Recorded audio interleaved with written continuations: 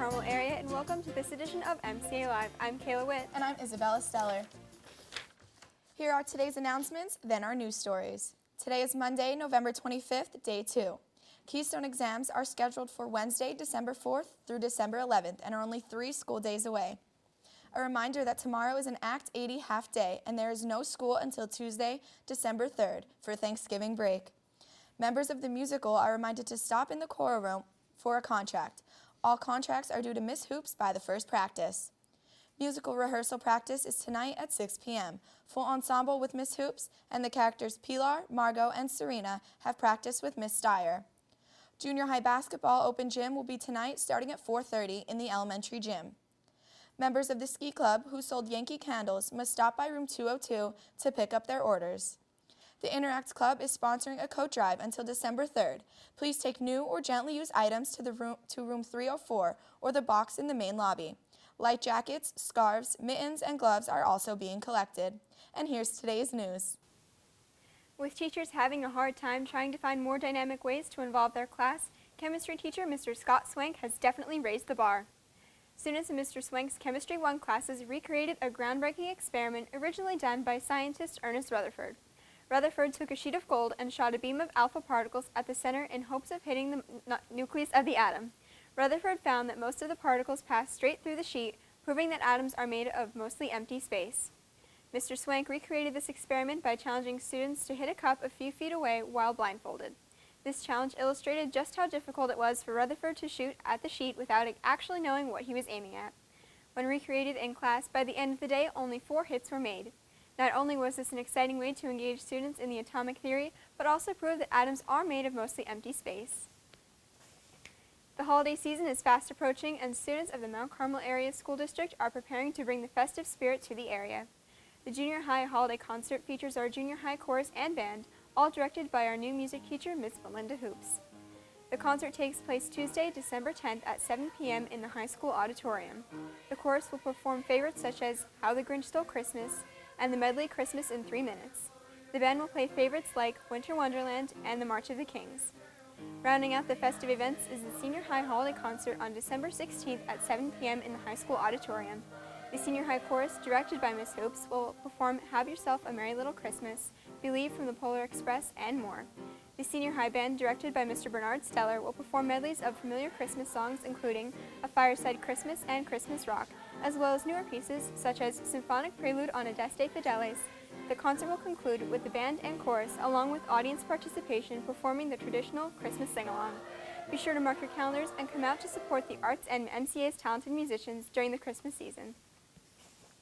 The 7th grade Junior High Pride Award winner for October is Ava McGee, daughter of John and Elizabeth McGee of Mount Carmel. Ava loves working with art and participates in Odyssey of the Mind. She's on the cross-country and junior high basketball teams. Ava is a previous winner of the Merit Award Elks Junior Teen of the Month and is on the Distinguished Honor Roll. The 8th grade Junior High Pride Award winner for October is Tyler Golazeski, son of Ross and Tammy Golazeski of Locust Gap. Tyler is on the honor roll and enjoys hunting, fishing, and spending time with his friends and family. His love for music led him to become a part of the symphonic and marching band here at Mount Carmel. Congratulations to both Tyler and Ava. Dominic will be right back with sports.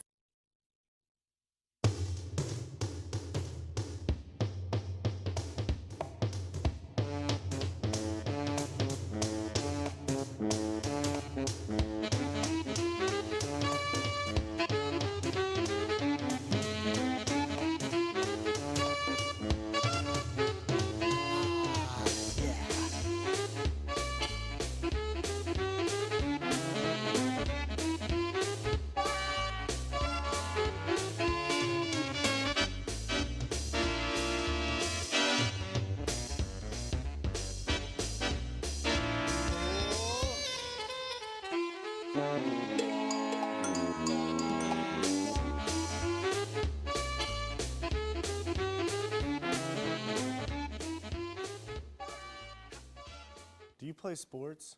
Do you know how to properly stretch and stay loose for games and practices? Training in the off-season is important to stay in shape and stay flexible. Stahr physical therapist Jeff Sluck said, "The more flexible you are, the less likely you are to get an injury. It's important to stretch out and work out in your off-seasons.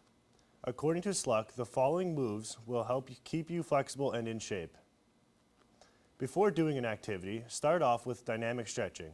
Dynamic stretching gets your body warmed up and gets everything to flow so that you're ready to play good.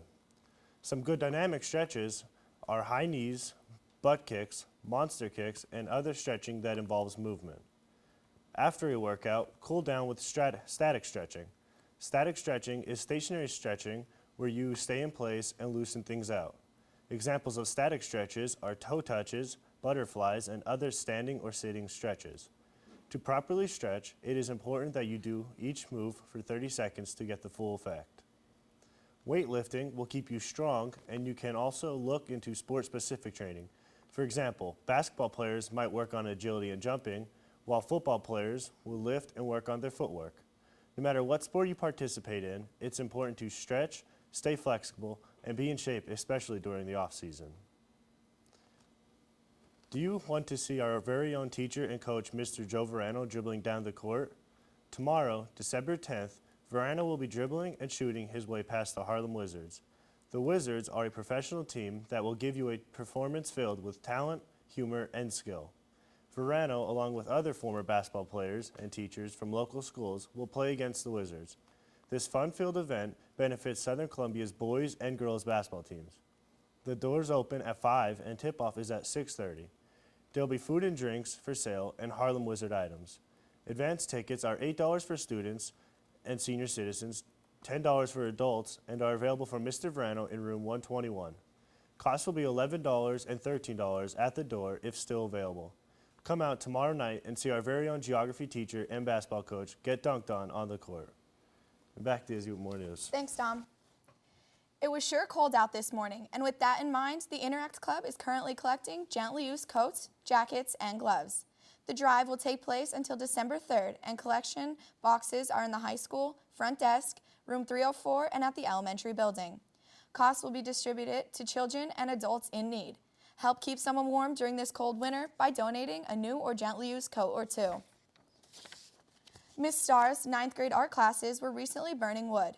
No, they weren't making campfires, but their own creative wood-burning plaques. The students had the option of which shape of wood to burn and used graphite paper to trace ideas onto the wood. For the burning process, pens were plugged into the wall and heated up to 950 degrees. The pens included a variety of interchangeable tips for different techniques and designs. Students chose to keep their burn projects natural colored or colored them with colored pencils. After all the coloring and final touches, a polyacrylic sealer was put onto the finished product to give it protective layer and a nice glow. Mrs. Stahr commented, "The finished projects were phenomenal and students were respectful to the tools. The projects can be seen outside the art room on display, shelves or in the art show towards the end of the school year." And for today's lunch, new breaded spicy chicken patty on bun, French fries, applesauce, and low-fat milk. Tomorrow's breakfast, French toast sticks, whole grain cereal, assorted bagels, and 100% juice. Well, that's it for Monday. And 2 stellar birthday shout-outs. A belated one to my favorite uncle, the superintendent. And today to his son, Chris. Happy birthday.